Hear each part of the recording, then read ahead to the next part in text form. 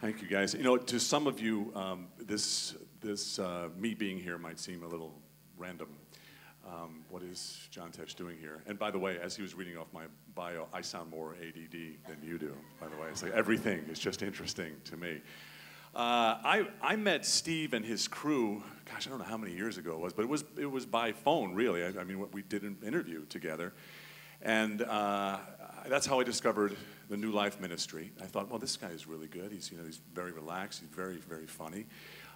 He's very ADD. Asks one question, then doesn't follow it up and asks something completely out of the blue. I like that kind of stuff. That's really cool. I dig that. I hang with that.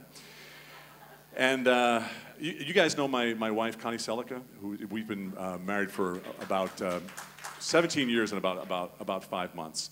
And the reason I bring her up is that we talked a little bit about her. And I wanted to bring something up to Steve on the radio program, but we ended up talking about it off the air.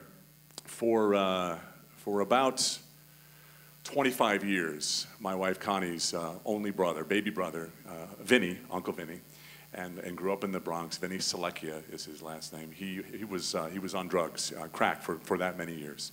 And just a hopeless case. We would try to go schedule family outings with him. We'd go to Florida where he lived, and he would never show up.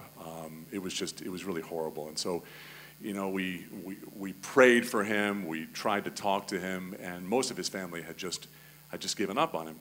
So my son Gib and I, and the band remembers this vividly, we had just read John Eldredge's book, Wild at Heart, and which was basically, what I took away from it was you need to pick up your sword and go stab something.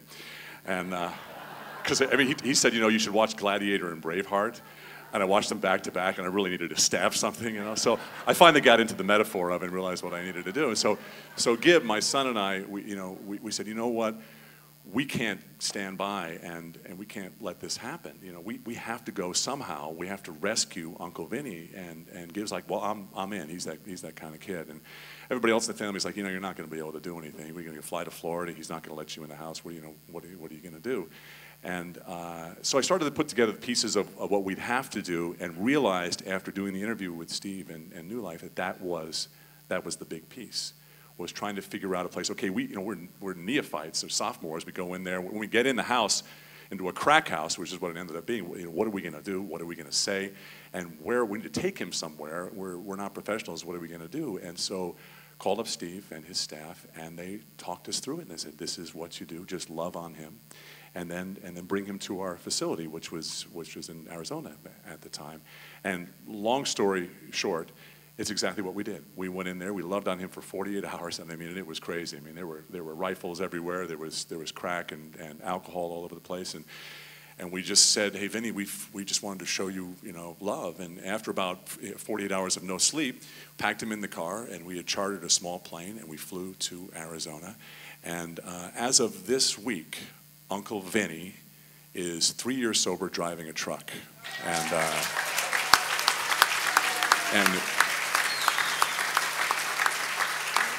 And so, I want you to, she couldn't come because we have a kid in school, but I want you to know from my wife's heart, thank you. Thank everybody at New Life for saving her baby brother's life. Thank you, Steve. It was just an amazing thing you've done. I appreciate it.